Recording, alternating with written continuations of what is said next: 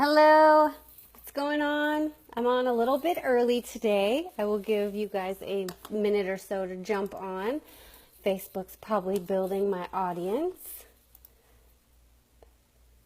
I want to talk to you today about some of the reasons your home may not be selling. First, a couple little housekeeping rules. Be sure to say hi. Let me know you're on. What's up, Saul from Costa Rica? Please hit the like button, the love button, share this stream out so that way you're not selfish with the information.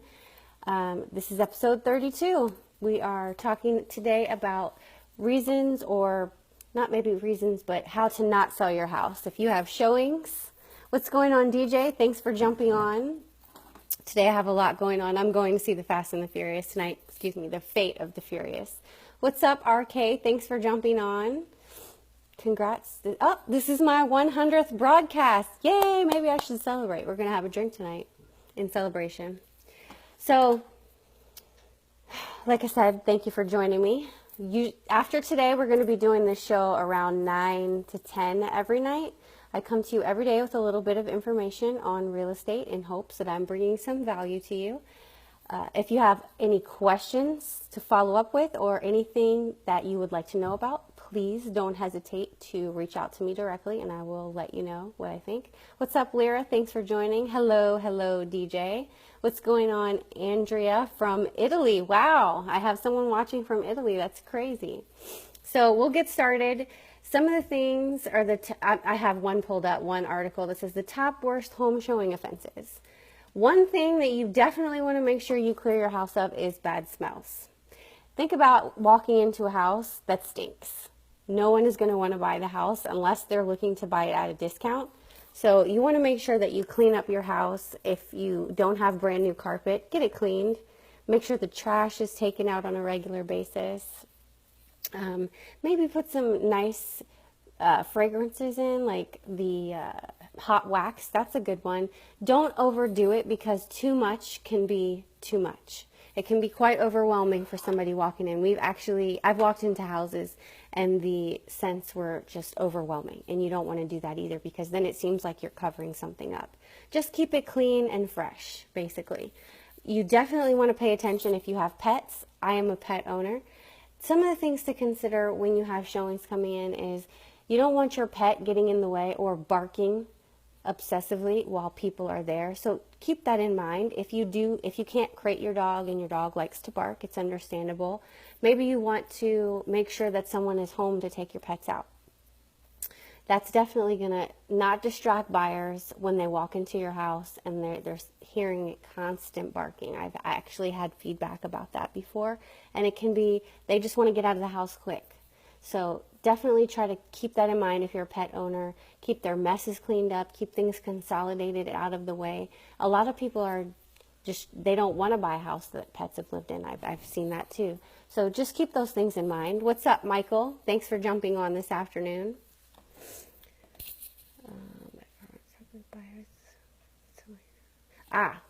Homeowners.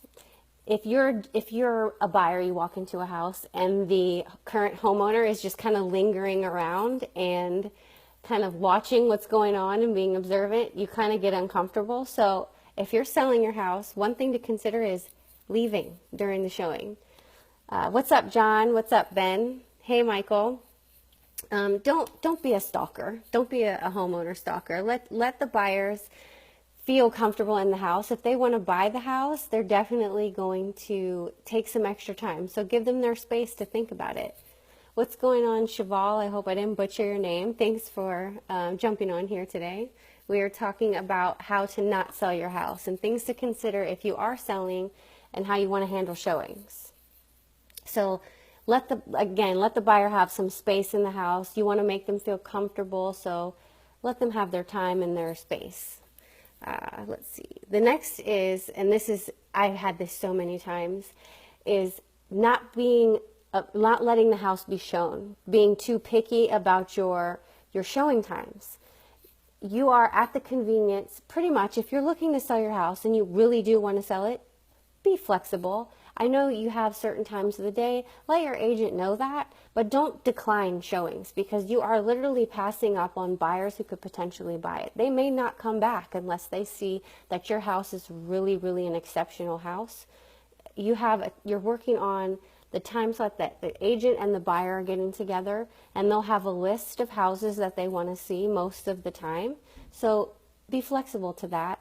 If it's a holiday, let them know there's no showings during that time, but just make sure you understand that they're working on their schedule, not yours. So if they pass it up, you've let a potential buyer go.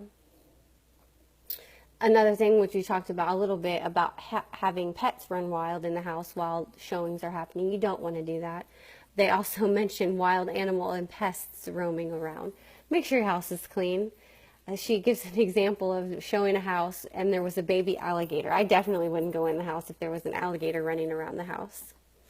I think this is an obvious one, but apparently it's not, because it's listed here as dirt and clutter.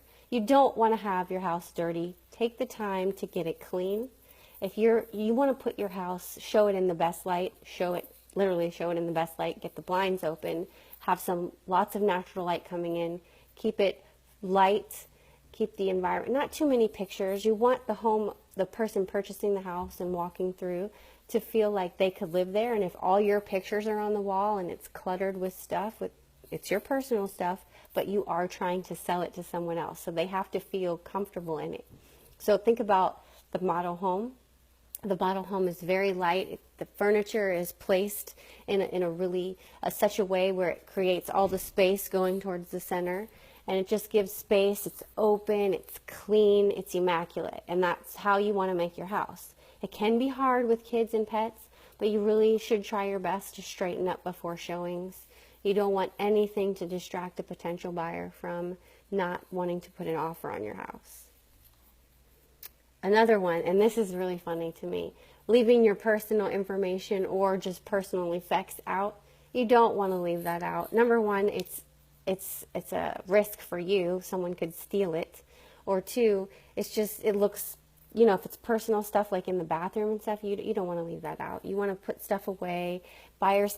Some people can be nosy. Just keep that in mind. We're all human. So put all your personal stuff away. What's up, Janice? Thank you for joining. What's up, Maddie Bazzo? Thank you for jumping on here. I mentioned this before. If it's too dark, you definitely want to bring a lot of natural light into the house. Make sure all the blinds are open, the windows are open. Make it where you've got all this natural light coming in. It's bright, it's welcoming, it's warm. For a potential buyer that's coming in, that's really important. Another issue, I've had this as well, keys either missing from the lockbox or don't unlock all the locks. Make sure you provide your agent with all the keys for the house, and that will help them get in. If you have problems getting in, you only have so much time to try and work with them. If they can't get in touch with the agent, if they just have issues, it's a deterrent. It's a deterrent from your house being sold, because again, another potential buyer could walk away. Distracting photos is another one. It says, watch the photos displayed on the walls. It says, showing a home, like this one had a life-sized nude photos hanging. That's definitely not something I would want to walk into with my clients. But just keep in mind, like this one here I have, it's pretty, it's just an art, it's like a painting, it's nice. I would take some of the photos down that I have, personal photos, and put mirrors up. I mean, keep it light on the wall. You don't want to make it too cluttered. I think my house is a pretty good example in some places of how you can keep it light, but not too much. Don't have, I've been in houses that have stuff everywhere, and it's a really big distraction from the buyer, and you can't see the space, or from the buyer potentially buying. What's up, Valentine? Thanks for jumping on. Thanks for jumping on, David. And if you guys have any questions about what you should take out, what would be good for if a buyer's coming in, how to set up your house, definitely ask. I mean, like I said, I think it's some of them are simple. You don't want to do anything odd. Like I had feedback one time that had a client that was using like a dining room area for an office, and that's what they used it for, and that's fine. But that would be considered something odd, because a lot of buyers want to see the room used for what it's supposed to be used for. And Some people just, they can't see beyond what's there. I personally, I have the ability to see beyond what's there and I can see potential, but a lot of people don't. So think about it as having your house in the best condition it could be in the staged perfectly so anybody can walk in and see themselves in your house with nothing, no bright colors, no bright reds, oranges, yellows. Keep the colors neutral. For some reason, I just picked neutral colors to paint my house. I think the color I have is eggshell. It's like a yellowish, but it's bright, and this would be considered something neutral and light. Maybe a light gray, nothing too dark. The light colors keep the rooms open, and again, light is a major, major thing when you're trying to sell a house. You don't want it too dark. It makes the room feel smaller. But anything else you guys can add, Valentine, if you have any things that you do to stage houses when you get ready to sell them, that would be great to chime in. I want to read something else to you. This is more just about killing the deal if you're already under contract. What's up, Jessica? Thanks for jumping on. We were just talking about how to stage, well, I guess not stage, in part, it's part about staging a house for sale. But some of the things to consider when you're going through showings: always keeping it clean, to vacuum every time, put your dirty dishes away, keep your bathrooms clean, keep your toilets clean, pick up, the clothes. I've had, for coming over for pictures, I've actually had a seller have clothes all over the place, have doors that are falling off. I was like, how do you expect to sell this house at top dollar if it's looking like this? Hey, Maddie, thanks for jumping on again. You said, Valentine said, I'm not good at selling, I like buying. Yeah, but you got to sell it once you flip it. That's the point, right? So you have to, how do you do it? I mean, you have an agent. I would assume they help you stage it or give you suggestions. That's right, mini seller in the house. I'm so happy for you. You got your van. I saw that your dad posted the other day on Facebook. That's awesome. But yeah, anything that you guys have to add or any questions I can help you with, please, please, please reach out. I'll be happy to help you. In any other state, if you're looking for an agent, I can definitely get you with someone. But I will see you guys tomorrow. Thanks again for jumping on. Tomorrow we actually are going to be speaking with a gentleman that has been selling insurance and can help you with some suggestions on what you should have as a homeowner. So I look forward to seeing you guys tomorrow, and have a good evening. I'll give you a review of the Fast and the Furious, and you're not going to get anything bad from me because that's my favorite of all time. We were just talking about this. It's called a franchise. I think I said it was a series, and my girlfriend said, no, series are for TV. This is a franchise. Oh, you do FSBOs. Okay. You rent it out. All right. Well, you do have to stage it in some capacity. So I would assume, I mean, you could leave it vacant. If it's rented out, it really doesn't matter if it's vacant or not. But all right. But thanks again. Thanks for all the love. I really appreciate it. And you write your own contract. You're just a one-stop shop. You do everything. That's great. Well, again, thanks you guys. I really appreciate you taking some time out to spend with me every day. So I will see you guys later.